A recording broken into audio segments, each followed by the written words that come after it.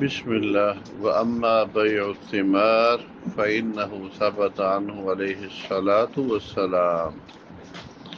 پھلوں کی بیع نبی علیہ الصلوۃ والسلام سے ثابت ہے کہ آپ نے اس کی بیع سے منع کیا حتیٰ یبدو صلاحها، پکنا ظاہر ہو جائے۔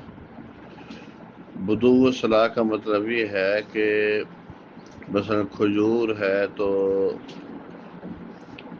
وہ زرد رنگ ختم ہو جائے، اس کے بعد دوسرا رنگ آ جائے، یعنی تغیر الاخضر الی اللون الاخر۔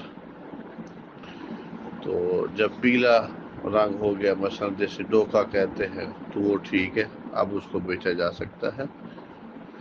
ہاں لیکن اس سے پیلا رنگ آنے سے پہلے کی جو کیفیت ہے سمجھے کہ نہیں، اس وقت نہیں بیچا جا سکتا۔ وَحَتَّى تُزْهِيَ، اور حتیٰ کہ پک جائے۔ یہ زحل بصر محاورہ ہے، تلون رنگ بدل جائے، احمر او اصفر، کہ سرخ ہو جائے یا زرد ہو جائے۔